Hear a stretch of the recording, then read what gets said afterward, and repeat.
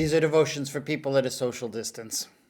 This morning in my devotions, I was reading in the book of Job, Job chapter 29. And the book of Job is a remarkable book. And I think it's one that, people often have just the slightest understanding of what's really going on in the book. It's deep, it's complicated, it's poetry, and it's a pretty powerful book.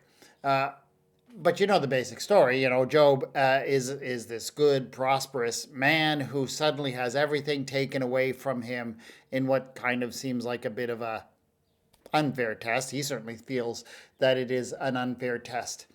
But of course, in that sense, it recognizes sort of a reality that every single one of us is likely to live through at some point in our life, where we will go through hard times, where we will lose our sense of prosperity, our sense of well-being for whatever reason, whether it be sickness or financial loss or whatever it might be.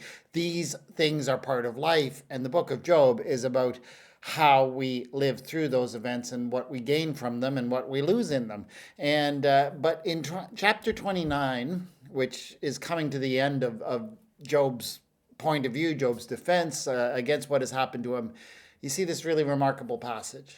Verse 2, "Oh, that I were as in the months of old, as in the days when God watched over me, when his lamp shone over my head, and by his light I walked through the darkness, when I was in my prime, when the friendship of God was upon my tent, when the Almighty was still with me." So Job is looking back at the good times, when things were good, when things went well. Oh, could we just get back to that? And of course, that's an understandable sentiment. When you've gone through a rough time, you just want to go back to the way things used to be. I mean, how many times have we felt like that in the past year?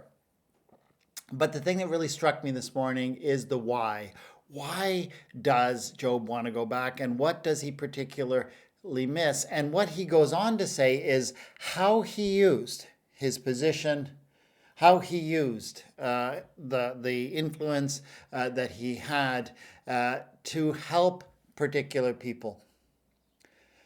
Verse 12, "Because I delivered the poor who cried, and the orphan who had no helper. The blessing of the wretched came upon me, and I caused the widow's heart to sing for joy. I put on righteousness, and it clothed me. My justice was like a robe and a turban.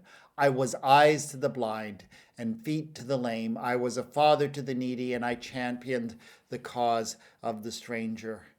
He looks back with longing of all the good that he was able to do, all of the influence on behalf of people who had no helper, no support, how he used all that he had to help others.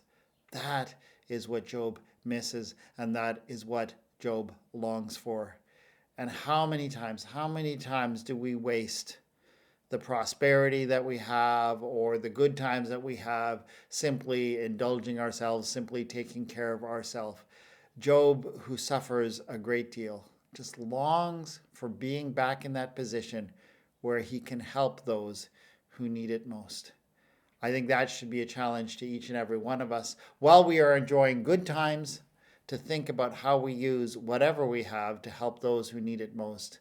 And when we go through difficult times, to realize that the focus is getting back to the place where we can help others.